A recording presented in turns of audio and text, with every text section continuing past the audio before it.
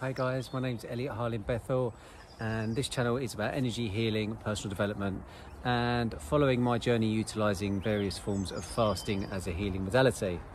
And today I wanted to talk to you guys about becoming the observer or the passerby. You may have heard many ascended masters talking about how you are not your thoughts, you are the observer behind them. And this is very true. We are the observer, and the thoughts that pass through us are energy passing through us. And when we choose to emotionalize these thoughts, they become part of our personality. And then we start to believe that we are this personality. So the thoughts that we have, if they're positive or negative, when we emotionalize them, emotion is energy in motion. That's us giving our energy, our power to them, and therefore creating them. Because we are the creators of our own reality. We are the gods of our own universe. What we think and what we feel, feeling is emotion. We emotionalize, we put our energy to, we energize, we then create that. And when we create this personality, sometimes it's very easy to believe we are this person, this thing, or these things that keep happening to us. But in reality, we're not. We are, if we keep feeding our energy to it, then it's going to keep recurring in our life. This is how addictive patterns take place. This is how paradigms and programs are created. This is how, if you are emotionalizing what's going on the news at the moment, you're going to keep seeing more of it.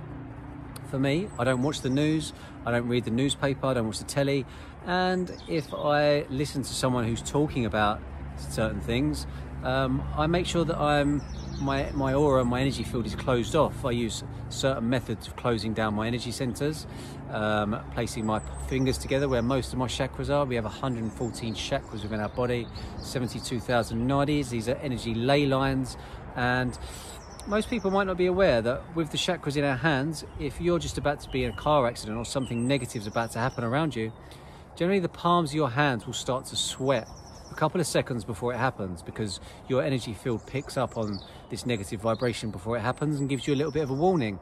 But you can tune yourself into this so that you know way before it happens. You can also close it off so that if there's negative things you don't want to be emotionalizing, you don't give your energy to, therefore you don't create and you don't bring into your reality.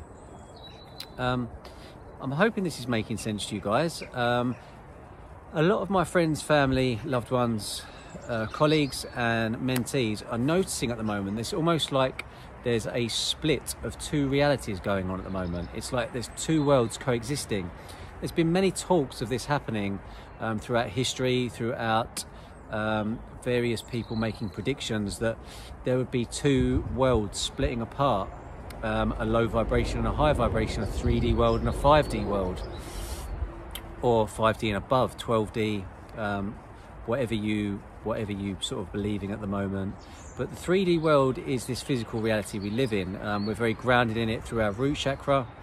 When we want to create things, what I have found and what works very well for me, and what I was doing unconsciously for many years, is creating things in the non-physical realm. So by seeing something that I wanted, whether it was when I was 24, I wanted an Audi R8. I visualized it every day. I took it for a test drive.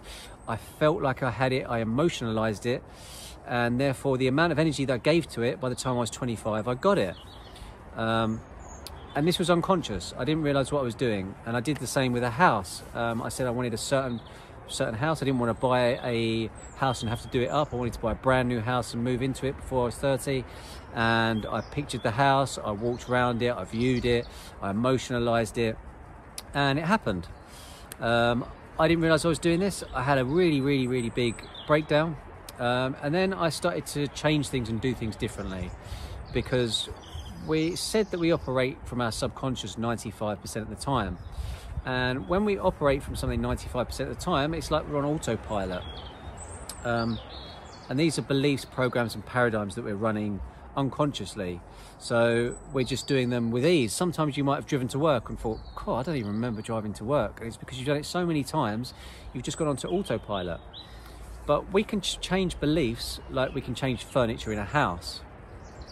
If your body is a temple, this is your temples, This is the land of the living God. What you think and what you emotionalize within here, we have energy flowing through us all the time. When your energy system is flowing freely, energy flows through you. Now, when you bring that energy in, you think of something and you can visualize it. This is almost like in the film The Matrix when he goes into the white room. Now, when he goes into the white room, he's not in reality, but he can bring things like guns or cars or whatever he needs to bring, he can create. And when you create it in the non-physical, that's when you then draw that energy down into your heart chakra and you put the emotion into it. And when you put the emotion into it, you're giving your energy to it. Your heart chakra is also where you send out your energy field, part of it. Now, when you then take that energy that you've now emotionalized and you bring that down into your root chakra, which is related to the 3D world, grounding, you're then taking that from the non-physical and grounding it into the physical. As above, so below, as within, so without. So when you create this world within you and you emotionalize it and then you ground it, it starts to reflect backwards into your outside world. Now, I was doing this unconsciously for many years, and it was only because I had a really, really big breakdown, like what a lot of people are having right now, that it took me to a low point and I had to really assess how I was doing things. And what I decided to do was take everything I'd ever learned, history, his story, and I decided to recreate it as my story or your story. So I was always taught that I needed to write right-handed because I was right-handed. So I started writing left-handed. I started playing golf left-handed. I started brushing my teeth left-handed. And what this in effect starts to do is it's almost like juggling. It balances the left and right brain hemispheres. When you balance the left and right brain hemispheres, you start to see things a lot clearer. When you balance your masculine and feminine energies and you realize that you were whole the whole time, that you was looking for things outside of yourself. Looking for things outside of yourself is duality. It's dual, it's two, and dual means to oppose. We've always been whole, but we've been made to believe we need to search for things outside of us. Everything you need is within you. When you create worlds of abundant peace, abundant joyfulness, abundant harmony, abundant love, and abundant health and prosperity, these things are reflected back into your outside world. As I said, I did this very unconsciously for many years, had a breakdown, went completely the opposite way. So I went to each polarity, and then when I come back to the middle point, I started to realize that, do you know what? I can give my energy to that and I can live in that world, or I can focus on this over here and I can create prosperity, I can create abundance, I can create love, I can create harmony, peace. And then when I focused it on that and I took all my energy and attention away from this just started to crumble, fell away.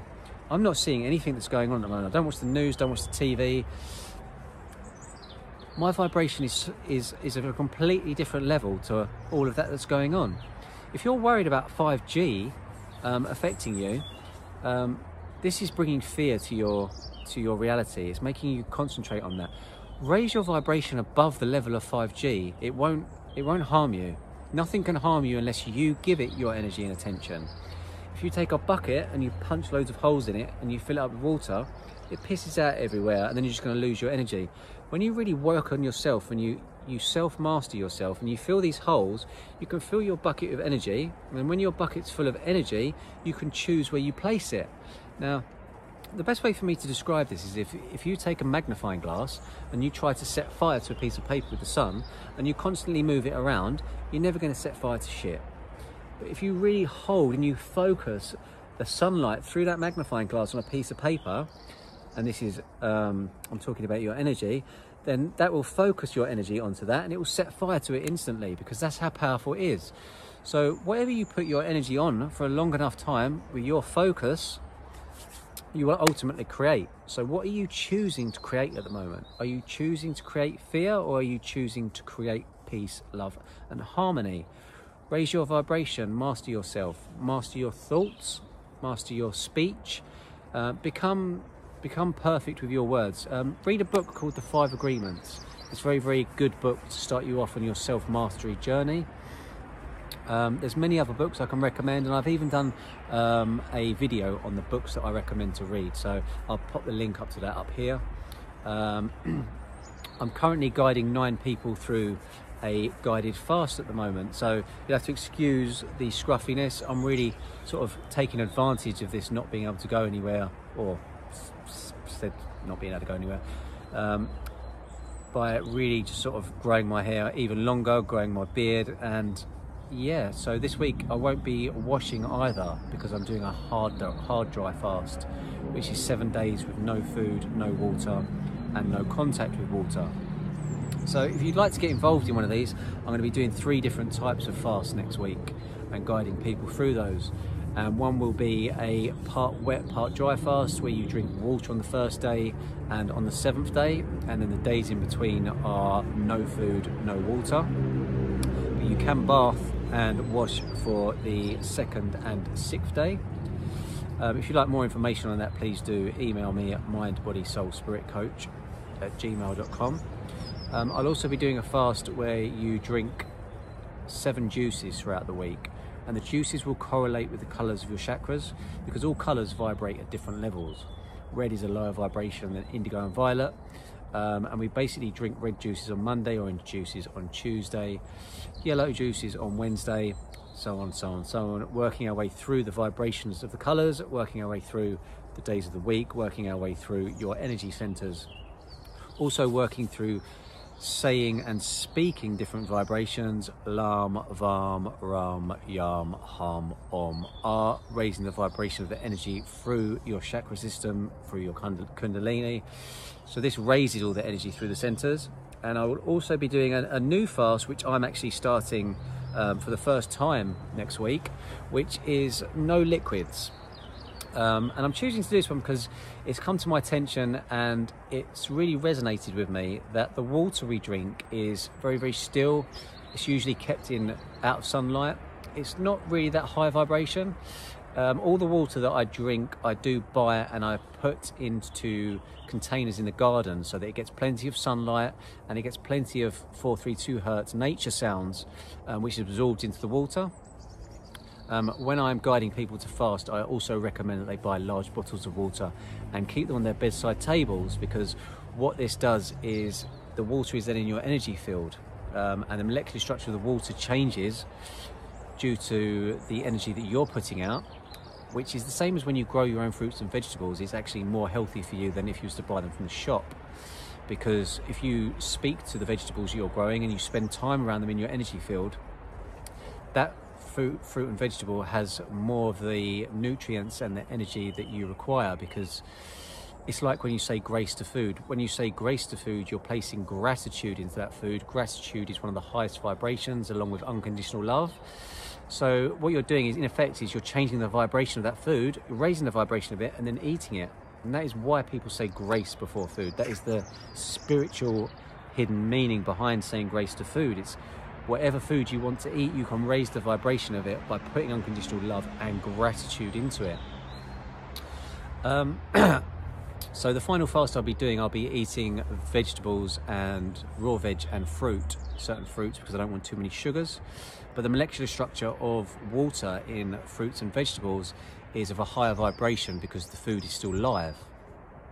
So I'm going to find it very, very interesting to see what happens. I'll be recording my journey while doing this for 2 weeks. As I always do with all of my fasts. So if anybody wants to join me on any of these 3, please do comment below, email me at mindbodysoulspiritcoach@gmail.com, or bung me a message in my Facebook DMs or my Instagram DMs. Yeah, if there's any other questions, do comment below. Please do share this video with anyone you think would benefit from watching it. And if you found this video today, generally I'd say it is not a coincidence. It is a synchronicity, a trail of breadcrumbs, or a bridge of incidents to lead you to where you should go next. I hope you've enjoyed this video. Yeah, lots of love. Namaste.